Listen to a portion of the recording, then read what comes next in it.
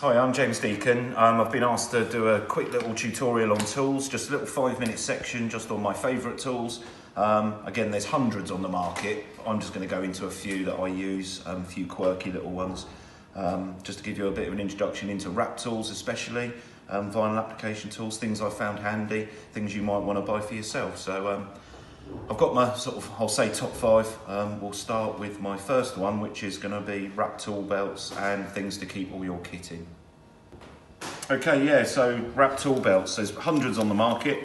I just brought these two up. This is my very first, or one of the first ones I got. As you can see, it's rather worse for wear. This is now over probably 15 years old. They've actually redesigned this. This is a Yellow Tools one. As you can see, it could do a good wash and re-stitching, but I've just kept it for sentimental reasons. Still using them to this day, so this is the latest one I have. As you can see, it's looking a bit tired now as well, but again, just a bit smaller. I tend to have different tool pouches for doing slightly different jobs. So again, still using them to this day. You'll pay anywhere for a cheap one, £10 up to £30–40. What we're looking for is something that hasn't got metal on it, so something that's not going to mark the vehicle, not going to scratch it, and something that has different compartments for all the tools you're likely to use when applying vinyl graphics to a vehicle. Okay, so my next one, a bit of an odd one this, so it's actually a tool that carpenters may use, electricians, tiling. It basically finds the shapes of objects. So if we're looking at something like this, if this was a raised aerial on a car maybe, we wanted to find out the shape of that, we wanted to cut quite an accurate shape, I can actually just take a template off that, and then I've got a relatively accurate shape to cut from. So if I want to cut around an aerial raised object, I want to cut a mask or a patch in that film, I can just take a template. I could then copy that maybe onto paper. I could copy it onto Fomex if I thought I was going to be doing a lot of these cuts. I could actually use that to create an electronic cut file if I wanted. So a really handy tool just for digital wallpapers, going around sockets, cut-arounds around the bottoms of doors, anything like that. It's going to save a lot of stress and hassle. Again, relatively cheap tool. You can buy flashy ones that are slightly better quality, have more fins in them, slightly more accurate. But I'd really recommend getting one of these because it can save a lot of stress in cutting and creating templates. So another really handy little tool. Okay, so another one, bit of fun this really. Again, just going back in time a bit, 20 years ago when I first started vehicle wrapping, there weren't really many wrap tools around. So this is something I made. These are shop fitting magnets. You would clamp that to a shop, the metal railings in the ceiling. You would then hang fishing wire to hang signs. So I used to use these covered in masking tape to protect the vehicle, or protect the vehicle from the actual magnets themselves. So I put felt on these to protect them.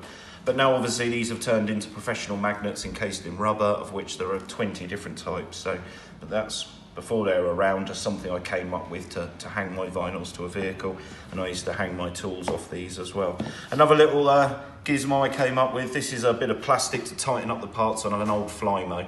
But I just used to use it because it had really high quality plastic, had nice rounded corners, different edges, quite sharp on some edges a bit duller, but I used to use these to work around really intricate parts on the door shuts of a car or wrapping really intricate shapes. So again, lots of products like this, lots of little pokey tools you can find now for vehicle wrapping, but before they were available, we used to improvise basically. Right, number 4, it was the head torch. Just going into lighting generally, again, really cheap. This is actually a couple of quid for this one, just takes batteries. You can get much better, more high power ones, better light spectrum, rechargeable batteries, but I would recommend it's £1 well spent.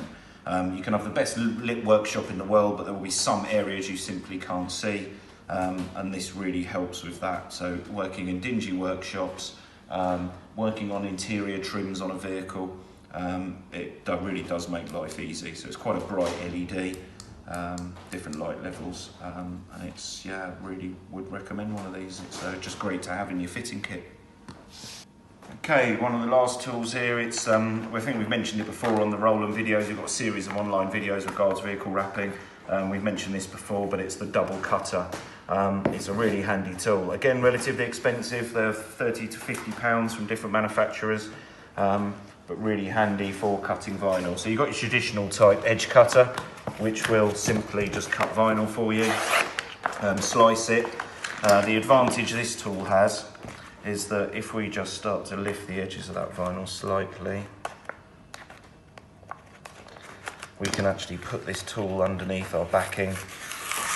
We can cut a strip away. So if we wanted to apply to something, we could actually start by making a cut in the middle and then revealing out from both sides. So it's just a little mention again of specialist cutting tools, really handy, and just to mention, quite expensive, but pay for themselves in the long run. It can really take hours off an application, but also remembering to have Swan Morton blades, the NT cutter, the Alpha knife, and a really good slitter as well. Things like that are just invaluable.